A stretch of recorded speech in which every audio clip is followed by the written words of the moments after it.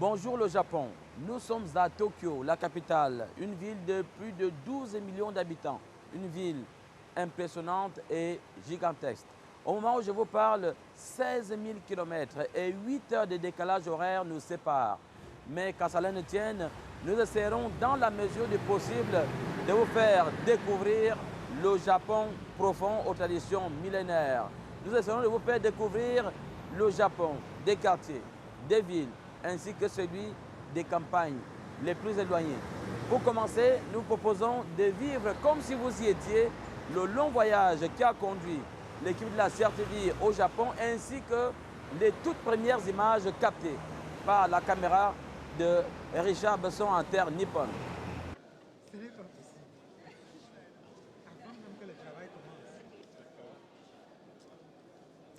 Jeudi 23 mai, à l'aéroport international de Douala, l'équipe de la CRTV pour la couverture de la Coupe du Monde Corée-Japon 2002 s'apprête à embarquer pour Tokyo via Paris.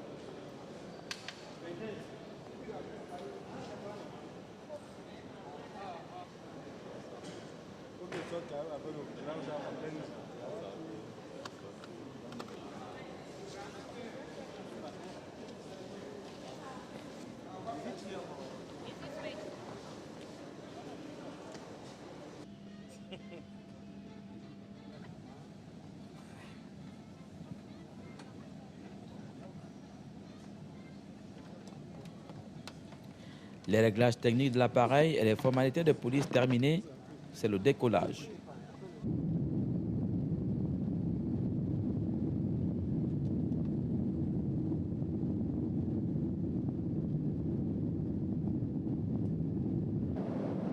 Le vol UY-076 du Boeing 767 de la CAMER se déroule sans problème.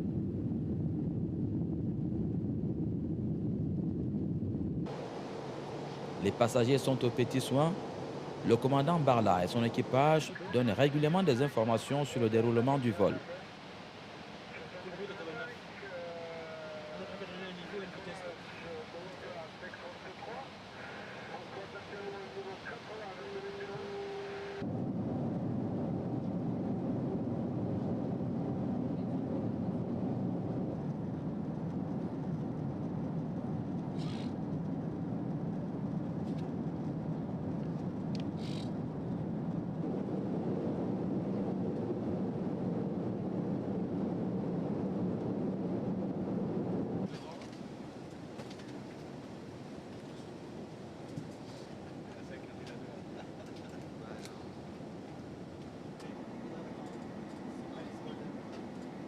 Au bout de 6h15 de voyage sans problème, le Boeing 767 de la CAMER amorce sa descente sur l'aéroport Charles de Gaulle.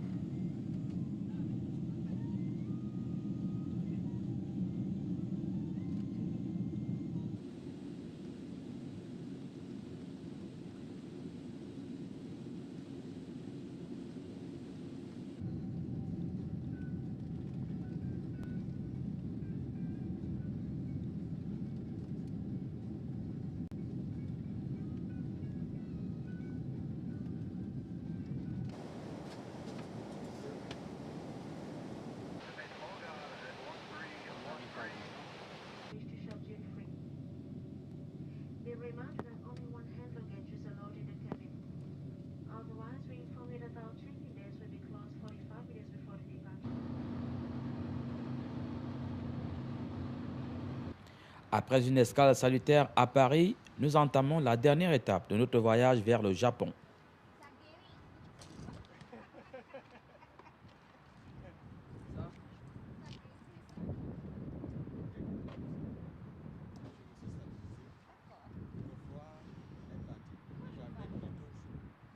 Ça, c'est Paris-Tokyo.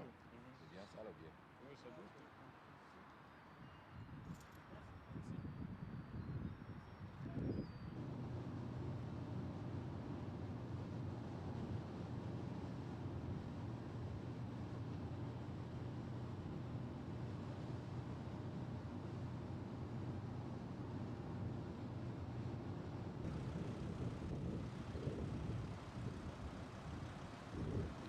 Nous voici une fois de plus à l'aéroport Charles de Gaulle.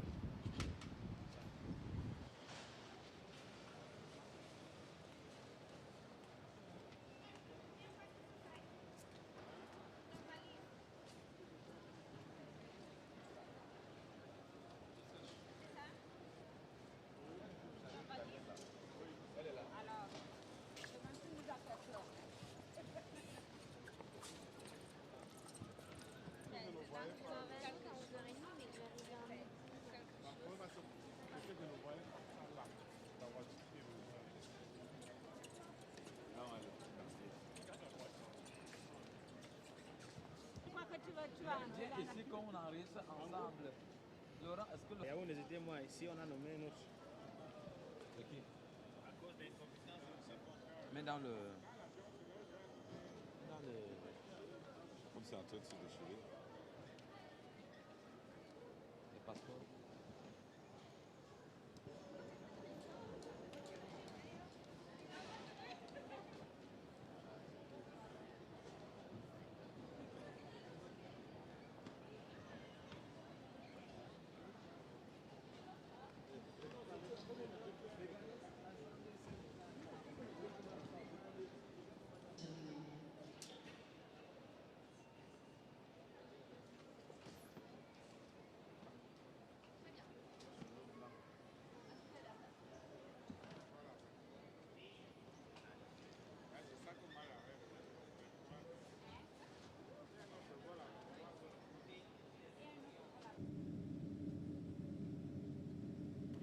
Les formalités d'enregistrement terminées et le paiement des excédents de bagages effectués, nous prenons place à bord du Boeing 747-400 de Air France à destination de Tokyo.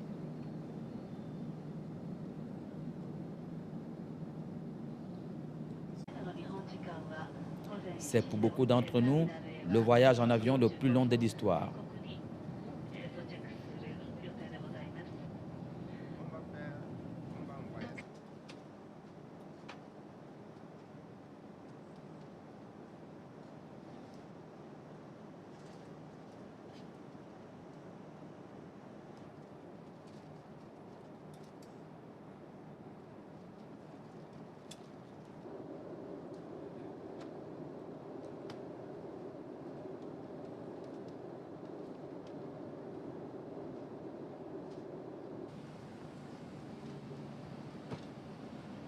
C'est le saut vers l'inconnu. Nous sommes pratiquement les seuls non-japonais du vol.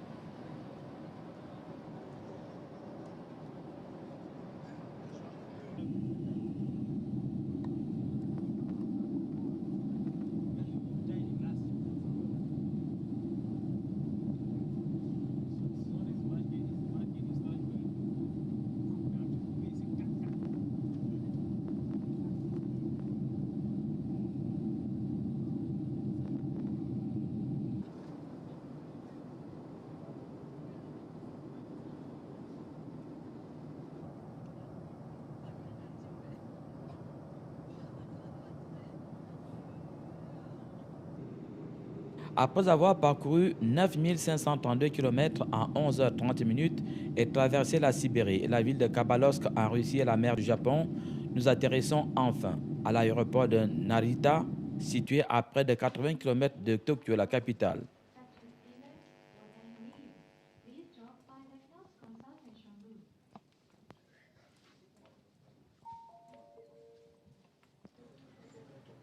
Malheureusement, personne ne nous attend. Commence alors le dur et long apprentissage du langage des sourds, car au pays du soleil levant, on ne parle que japonais. Une personne sur 1000 parle anglais et encore. La langue française, quant à elle, est pratiquement inexistante.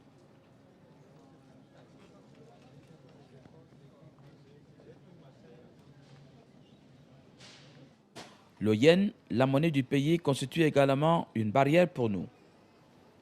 Mais au fil des minutes, on finit par comprendre que 100 yens, par exemple, valent 600 francs CFA. Après la longue attente de l'aéroport à la recherche d'un hôtel pas très cher, c'est finalement le personnel de l'hôtel Sony de Nippori, un quartier de Tokyo, qui nous accueille avec beaucoup de gentillesse et de respect. Nous comprenons alors que la popularité des Lions Indomptables a atteint tous les continents. Lundi 27 mai, nous traversons en métro une partie seulement de la ville de Tokyo, à destination de Yokohama, au Centre international des médias pour nos accréditations.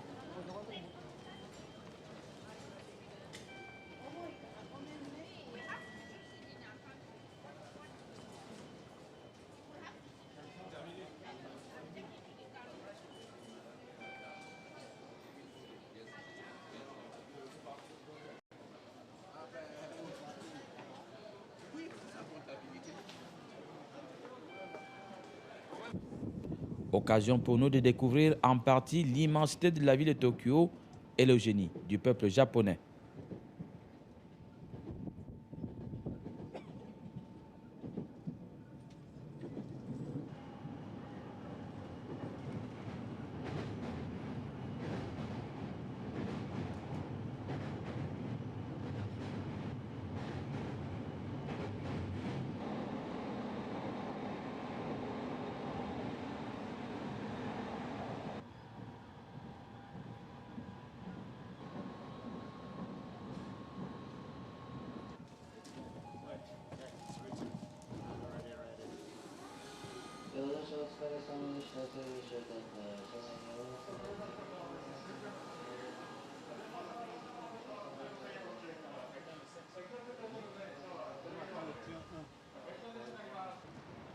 Voici quelques images de la ville de Yokohama, située à une vingtaine de kilomètres de Tokyo, la capitale.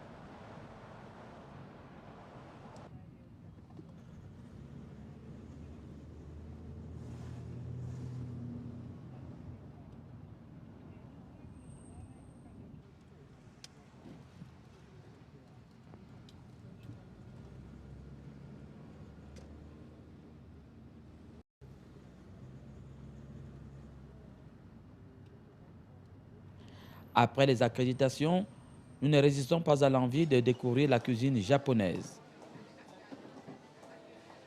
Premier constat, le riz constitue l'aliment de base des Japonais ainsi que différents types de nouilles.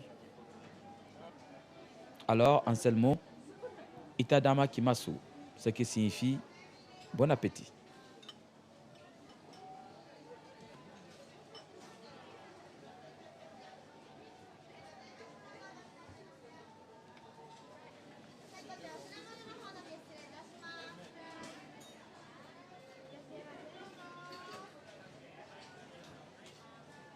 On ne saurait mettre un terme à cette émission sans vous dire que la vie est chère, très chère au Japon, mais qu'en revanche, il fait beau. En ce mois de juin 2002, la température varie entre 18 et 22 degrés. Bonsoir.